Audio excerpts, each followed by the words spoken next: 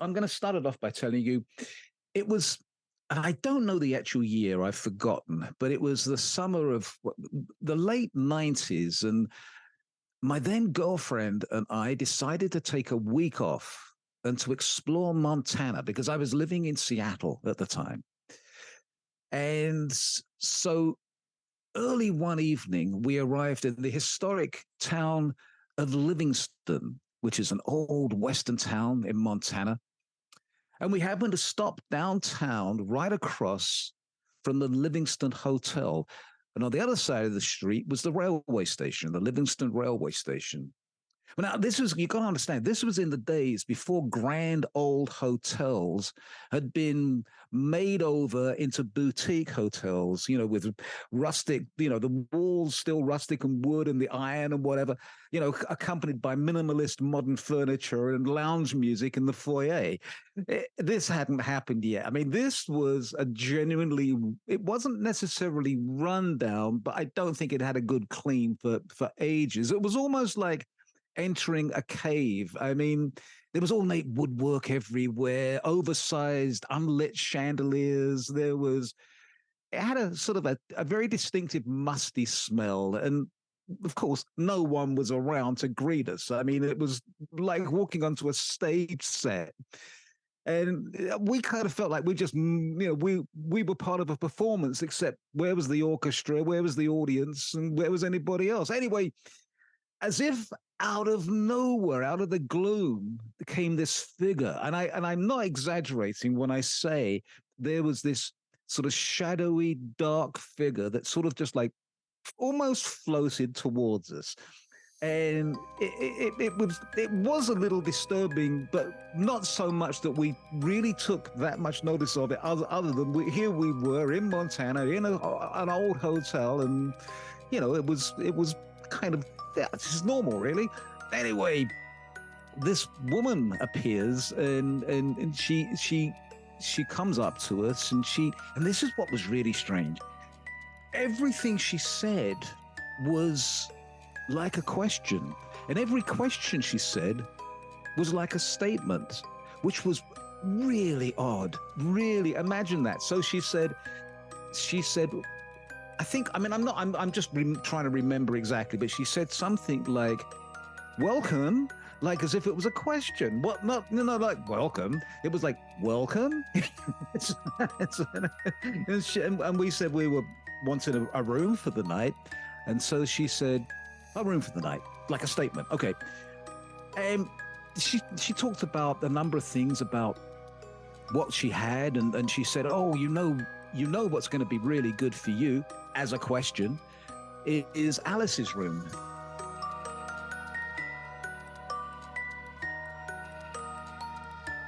And we're like, okay, so she took us up. Oh, she took us up in a cranky elevator, one of those old-fashioned metal elevators that's all open, the kind of cage elevator that's all open with sort of ornate ironwork, and it sort of rattled and shaked and cracked, it was creaky and like metal rubbing against metal as we went up, and it was really slow. We went up, I think, 4 floors. I could have run up and down those stairs at least 6 times by the time it took us to get up in the elevator. I mean, it was that ridiculous. Anyway, we go into this rickety old elevator that's making all these squeaking and clunking noises, and we get up to the 4th floor. And interestingly enough, the gloom and doom of the foyer sort of, as we got to the 4th floor, it was kind of lighter. I'm not going to say it was brilliantly light, but it had that old-fashioned like phlox, flowery wallpaper, and it was kind of all ornate but really faded. And she takes us, we walk down the corridor, and there's a huge door, a massive, great big wooden, like oak door. And she said, this is Alice's room. And out of nowhere, I didn't hear her rattle them or anything, but just like as if like from out of her sleeve, she had this huge key with a pink ribbon attached to it. And it's serious. And she opened it, clunk, and she opened the door, and the door, of course, creaks and squeaks. It was like, and she says, this is Alice's room, as a question. And it was the corner room, and it had windows on both sides. And I hope I'm not giving you too much detail here. It had windows on, and it was tall. The ceiling was I don't know, very high, and had curtains, drapes on all the windows, and they were like velvety and went right down to the in fact they sort of folded onto the floor. It was really lovely. It was very sumptuous, but very old.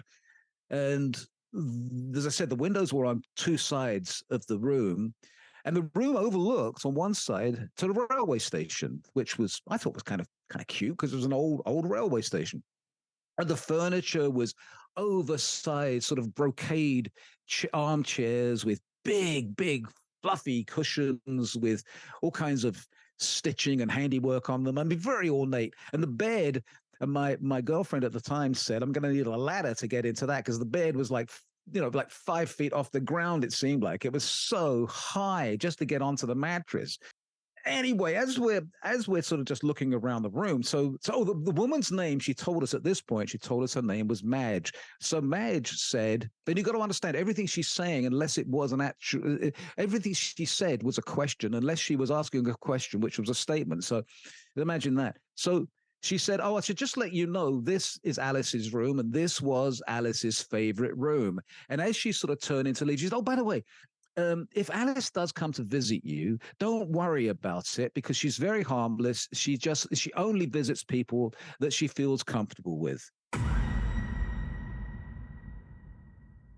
So we're like, okay, well, we didn't even take it seriously. We didn't even think it was I don't know. I don't think it registered at the time. It was kind of like, well, that's a bit odd, but okay, okay.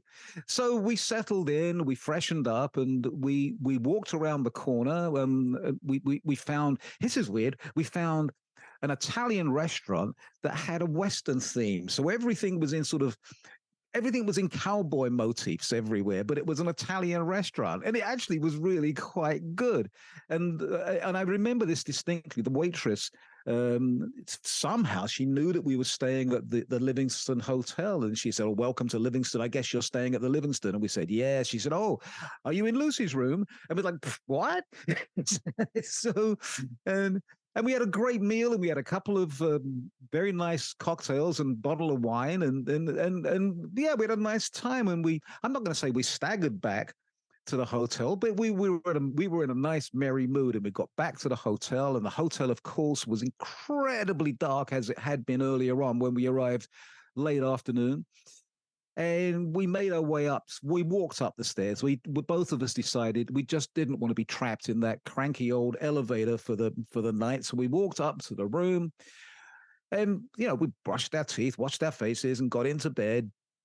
And I mean, we were kind of tired. It had been a long drive that day, and we just had a nice meal and cocktails. And so I think we went and toddled off to sleep fairly quickly. Well, I'm going to say it was round about 3 o'clock. And I don't hold me to that because it could have been 3:30, or I mean, it could have been 3:45. I don't know, but it was around about 3 o'clock. And something woke me up. And as I woke up, my girlfriend woke up at the same time. We both sat up, and we both, in the gloom and doom of the room, we looked at one another, and she said to me, do you feel that? And I said, do you feel that? And we felt like a sort of it was almost like a breeze. It was almost like we sensed something in the room. It was like it wasn't wind. It was almost like something was sort of flapping. Like if you wave a fan, you get a little bit of air flapping in, it felt like that. It was like air was sort of coming towards us. And then as we're both looking at one another, and I didn't want to say to her, to my girlfriend, oh God, I'm a little scared.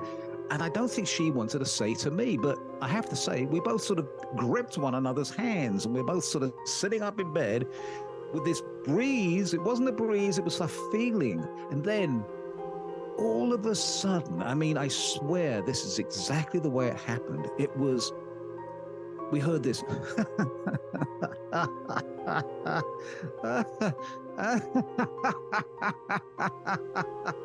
And it went on like that. It was like this.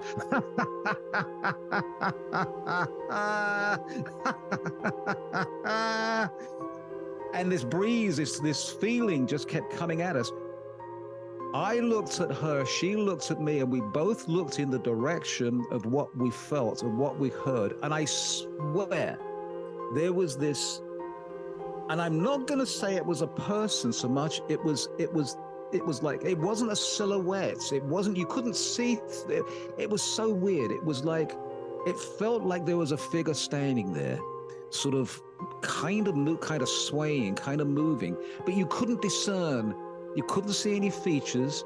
You couldn't make out what, but it was a figure standing there, and it was moving sort of gently, not robustly, kind of gently. There was this kind of feeling, this energy, a kind of a sort of a very slight breeze, and then this laugh, and this laugh just kept going on, and it was like, and it got louder and louder, and we were now both holding one another. We're both like, oh my God, are we seeing, is this a ghost? I mean, we're both like questioning it. Is this a ghost? And then as we're like that, holding on to one another, boom, nothing. It disappeared. The breeze stopped, the laughing stopped, and the image, the visage it disappeared. And just as that happened, the train came trundling down the railway track, and it kind of vibrated as it went by. The room kind of, like the window panes on the windows kind of rattled a little bit, and then it went, and it disappeared down the railway track. And I swear, we sat in bed for maybe an hour, just, going, what the did we just experience? What in the world was that? I don't know if we ever did get back to sleep, but the next morning we decided we got to ask Madge, the woman at that took us to the room. We questions that we couldn't even formulate. So we went downstairs and decided we'd get some breakfast. And on the way to do this, Madge again appears out of the gloom, and we say to her, and I remember this, we both said it sort of in unison. We kind of think maybe we met Alice last night. And so Madge goes, oh, how was she? Did she stay long? We're like, well, we don't. Well, he was kind of speechless. And so my girlfriend said, well, she laughed. Oh, and so Madge goes, oh, well, that's great. She wasn't crying then. So we're like, no, she was laughing. She said, oh, that's really good. She must have liked you, and she must have been in a good mood. And then she started to tell us that Madge was the mistress of Mr. Livingston, who the town was named after, and he had built the hotel. And some tragedy had happened, and I may have got this a bit wrong. I'm not sure whether she killed the Mr. Livingston or he killed her. I can't remember, which I should remember, I guess. But anyway, somebody had died, and somebody wasn't happy about the death and whatever. And Madge says that Alice would come back and she promised that she would haunt the place. And I don't know whether she just added that in or whatever. So she tells us this. And then my girlfriend says, yeah, she said she was gone as the train came past. The train, the late train came past. And Madge, there was silence. And Madge stopped for a moment, and she stared at us, and she said, train? The Livingston station has been closed for over 20 years. That is my story of my experience with a ghost.